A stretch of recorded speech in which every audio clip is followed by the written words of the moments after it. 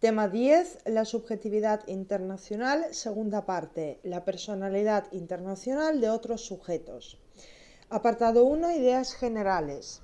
Junto a los estados y a las organizaciones internacionales existen otros actores de las relaciones internacionales de los que se puede predicar una subjetividad jurídica internacional, si bien está restringida en el plano de la capacidad, al ejercicio de los derechos específicos y a la resolución de unas concretas obligaciones correlativas a esos derechos.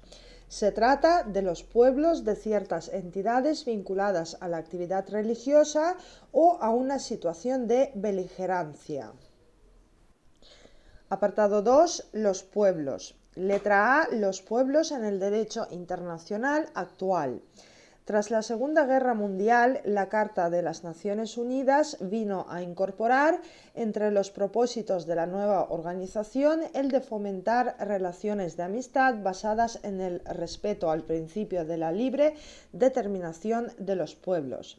La Carta, respecto de los territorios independientes, estableció dos regímenes diferenciados de administración. 1. Territorios no autónomos para las colonias de las potencias vencedoras o de los estados no enemigos. Y 2. Territorios de administración fiduciaria para los territorios entonces bajo mandato, los segregados de los países vencidos y los que voluntariamente quisieron poner bajo tal régimen las potencias coloniales. La evolución de la propia sociedad internacional hizo que la regulación contenida en la Carta de las Naciones Unidas se desarrolle con una orientación favorable a las aspiraciones de los pueblos dependientes, con la consiguiente liquidación progresiva de las situaciones coloniales en el mundo. Letra B. El derecho de los pueblos a su libre determinación. Veamos primero el derecho de los pueblos coloniales.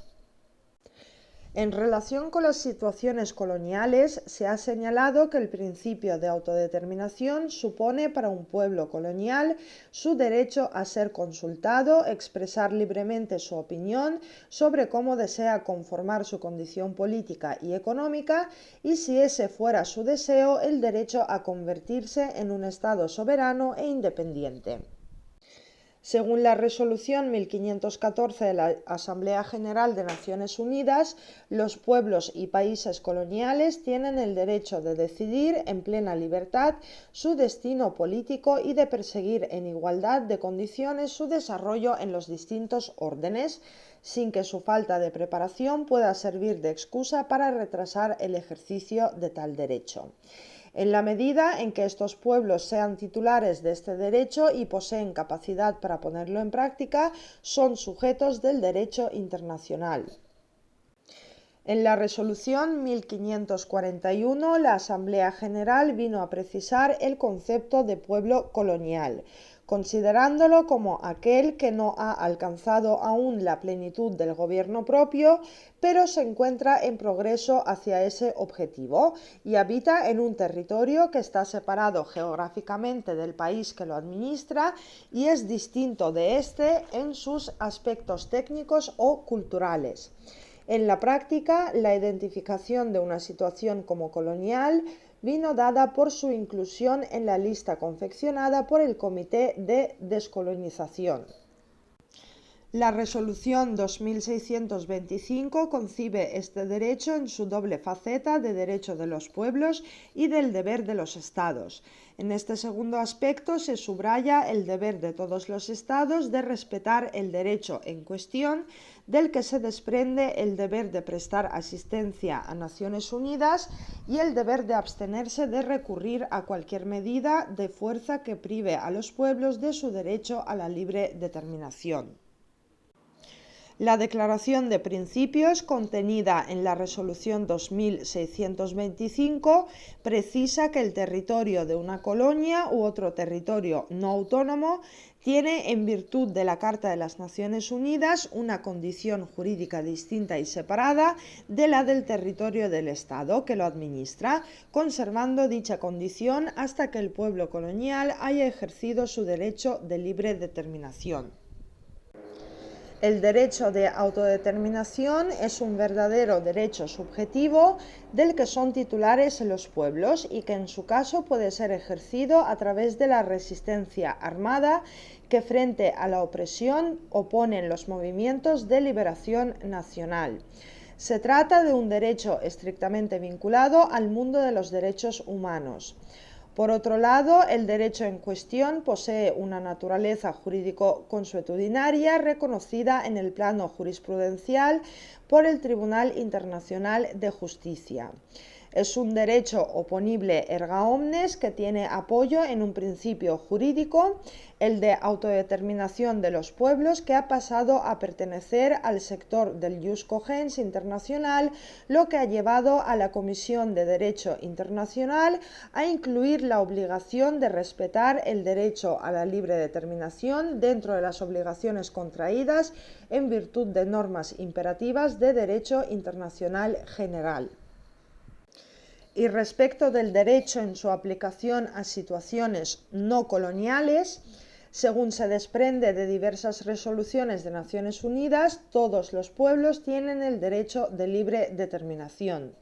El principio de autodeterminación de los pueblos se presenta como un principio de valor universal que alcanza a los pueblos de cualquier estado. No obstante, el derecho internacional no avala bajo la invocación de tal principio un derecho de secesión y en este sentido la resolución 1514 declara contrario a la Carta de las Naciones Unidas todo intento dirigido a quebrantar la unidad nacional y la integridad territorial de un país.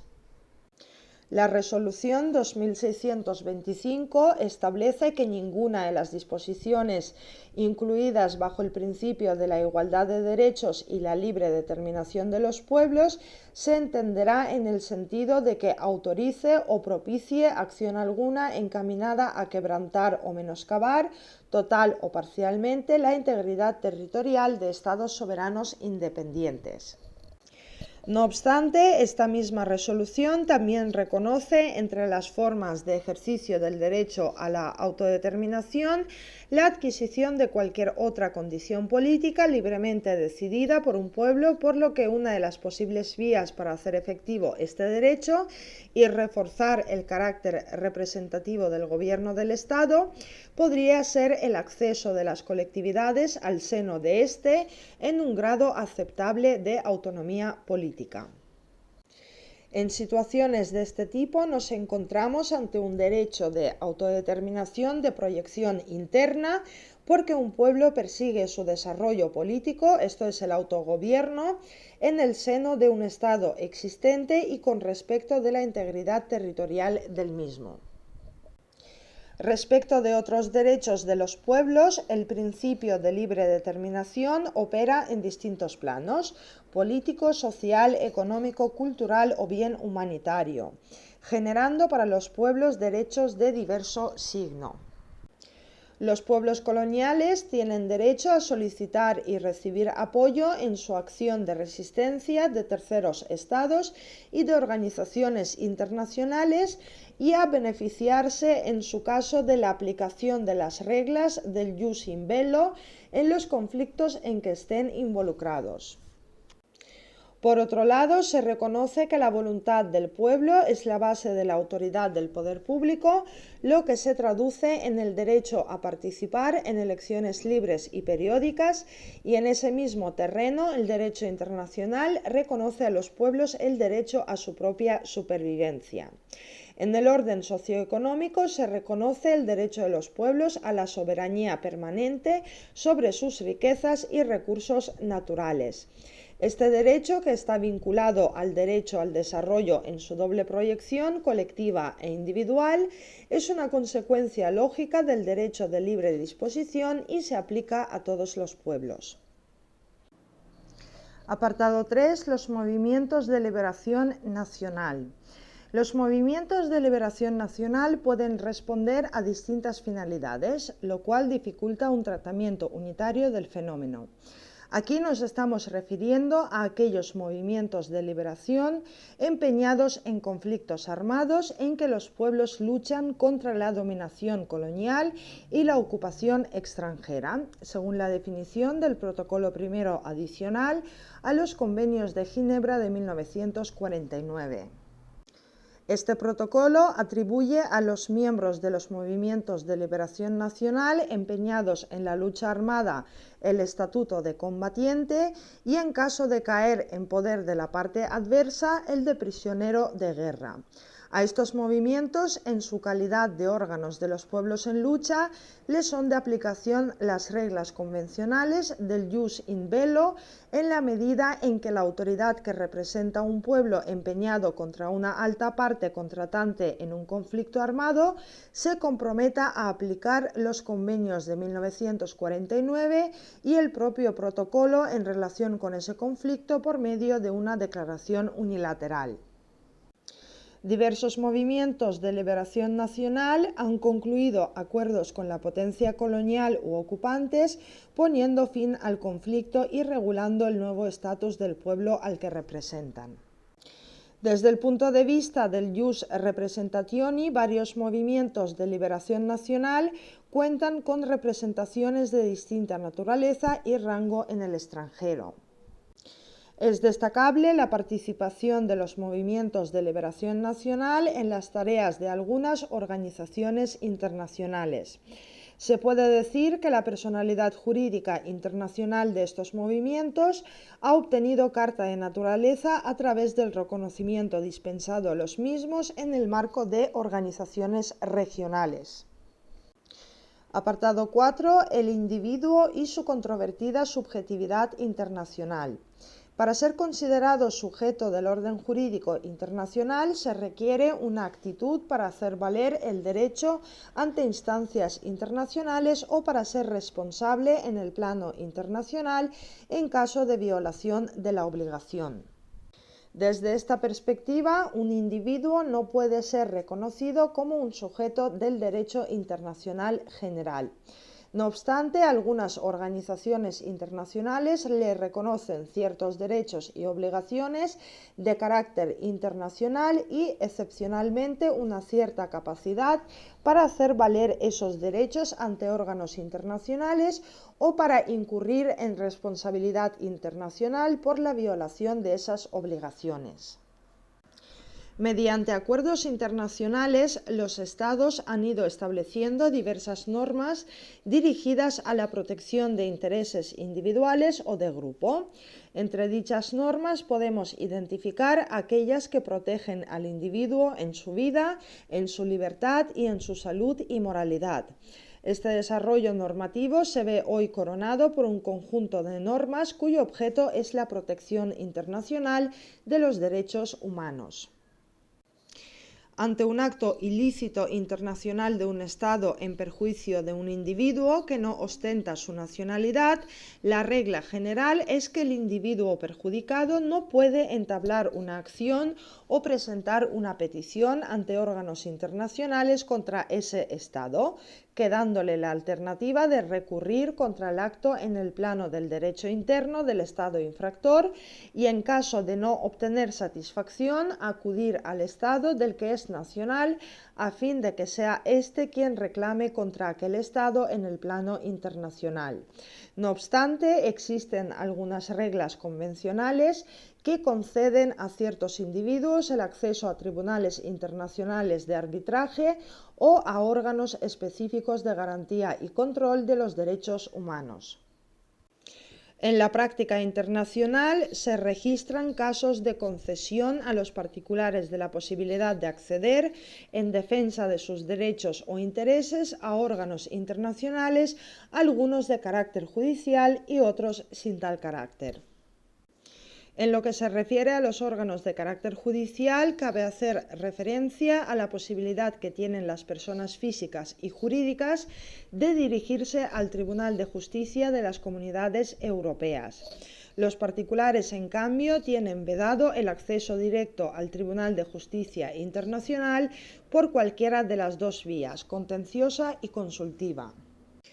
En lo que se refiere a los órganos sin carácter propiamente judicial, la práctica internacional es mucho más amplia y refleja la configuración de un poder procesal de los individuos para poner en marcha la actuación de órganos específicos de ciertas organizaciones internacionales con vistas a que valoren el comportamiento de los Estados respecto de normas internacionales que conceden a los individuos determinados beneficios.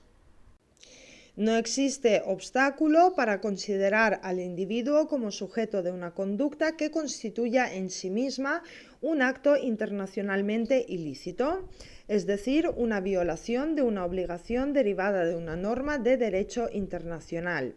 Tampoco nada se opone a la posibilidad de una incriminación internacional del individuo por la comisión de ciertos actos delictivos. El derecho internacional suele limitarse a establecer en estos casos los tipos penales aparejados a tales transgresiones, derivando en los Estados la tarea de su castigo. Es habitual que sea el derecho interno el que se encargue de dilucidar las consecuencias penales de la comisión por el individuo de esos delitos internacionales. La conclusión sería que en supuestos todavía excepcionales el individuo pueda tener una responsabilidad internacional directa por actos que por su gravedad atenten contra intereses básicos de la comunidad internacional. Y terminamos el tema con el apartado 5, las personas jurídicas.